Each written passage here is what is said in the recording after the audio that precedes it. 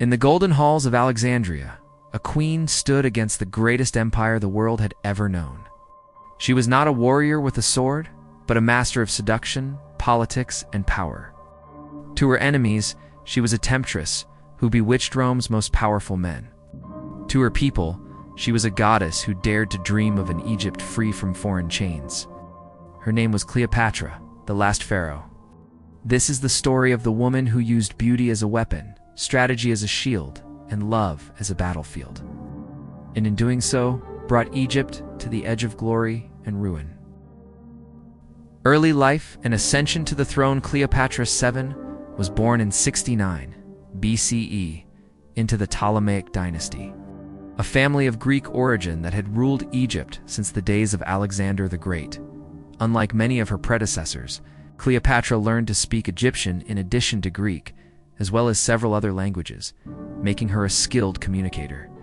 She grew up in a palace filled with political intrigue, knowing from a young age that survival in her family meant mastering the art of alliances.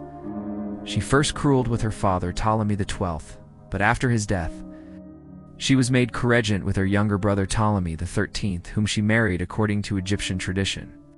However, tensions soon arose between them, leading to her exile. This early struggle would shape her into a determined and strategic leader, ready to reclaim her throne at any cost, setting the stage for her future as one of history's most legendary rulers. Struggle for power. After being forced into exile by her brother's advisors, Cleopatra sought to regain her position as Egypt's ruler. At this time, Rome was the most powerful force in the Mediterranean, and Egyptian politics were deeply intertwined with Roman interests. When Julius Caesar arrived in Alexandria in 48 BCE to mediate the Ptolemaic civil war, Cleopatra saw an opportunity. Famously, she is said to have had herself smuggled into the palace, rolled inside a carpet or a linen sack, according to some accounts, to meet Caesar. This bold gesture impressed the Roman leader and marked the beginning of their political alliance. With Caesar's support, Cleopatra regained the throne, defeating her brother's forces. This victory showcased her ability to combine charm with political shrewdness, proving she could play the dangerous game of power not only in Egypt, but also on the grand stage of Roman politics. Alliance and relationship with Julius Caesar. Cleopatra's alliance with Julius Caesar was both political and personal. By aligning herself with the most powerful man in Rome, she secured her throne and stability for Egypt. Caesar, in turn, benefited from her wealth and resources, which helped fund his campaigns. Their partnership was cemented when Cleopatra gave birth to Ptolemy XV, known as Caesarion, believed to be Caesar's only biological son. Cleopatra visited Rome with her son, where she lived in a lavish villa and caused a sensation among the Roman elite. Her presence was controversial, as many senators saw her as a dangerous foreign influence. Still, she used this time to strengthen Egypt's ties with Rome. Her relationship with Caesar was a masterclass in using personal connections to achieve political goals. However, Caesar's assassination in 44 BCE ended this chapter of her life, forcing her to navigate a new and even more volatile political landscape. Cleopatra's vision for Egypt.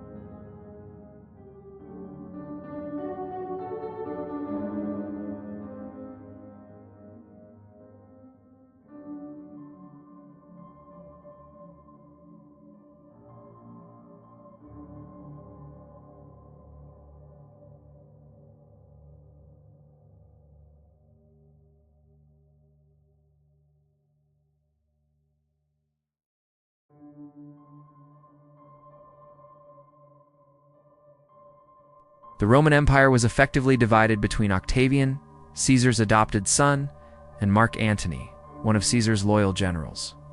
Cleopatra saw in Antony a partner who could rival Octavian's growing influence. Their first meeting in Tarsus in 41 BCE became legendary. Cleopatra arrived in a magnificent barge, dressed as the goddess Aphrodite, dazzling Antony with her wealth, charm, and intelligence. This meeting was not just seduction, it was a calculated political move. Antony needed Egypt's resources for his military campaigns, and Cleopatra needed Roman protection to secure her throne. Their alliance would grow into both a romantic relationship and a political partnership, one that would define the next decade of her life and ultimately seal her fate. The power couple of the East, Cleopatra and Mark Antony, became one of history's most famous power couples.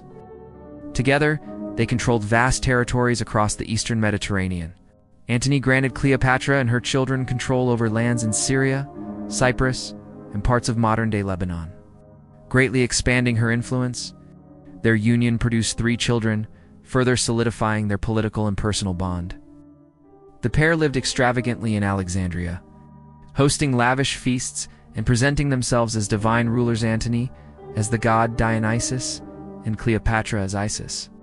While their relationship was rooted in mutual benefit, it also appeared genuinely affectionate. However, their growing power and wealth alarmed Rome, especially Octavian, who saw them as a threat to his ambitions.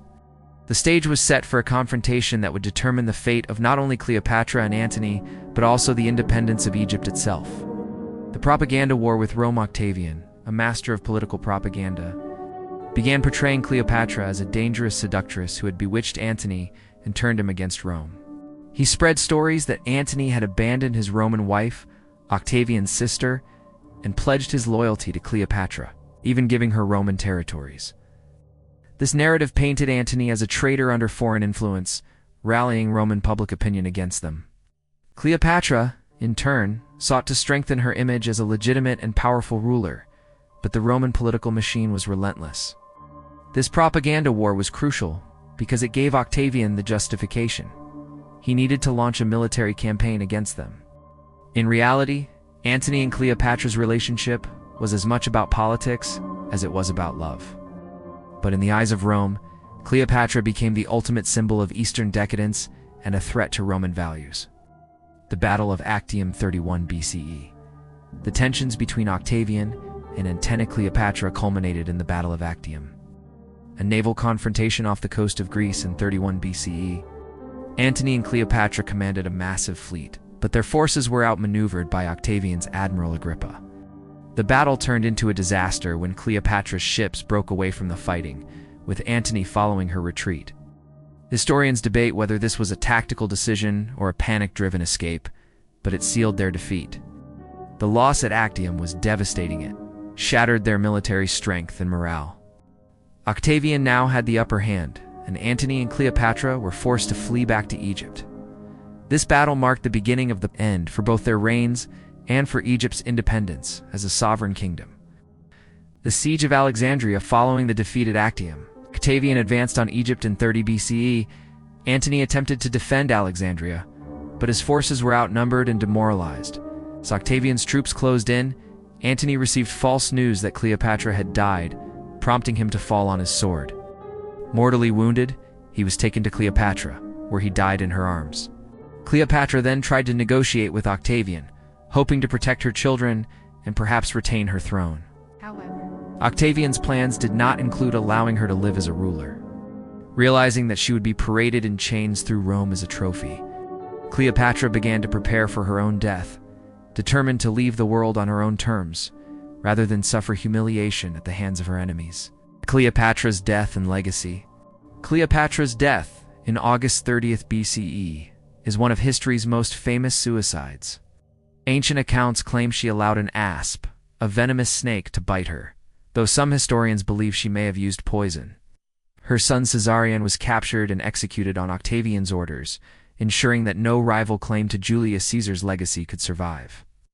Egypt was annexed as a Roman province, marking the end of the Ptolemaic dynasty and the Hellenistic era. Cleopatra's life became the stuff of legend. She was remembered as a brilliant, ambitious ruler who used every tool at her disposal, from political cunning to personal charm, to protect her throne and her country. Over the centuries, she has been portrayed as both a seductive temptress and a capable, visionary leader, ensuring her place as one of history's most enduring and complex figures.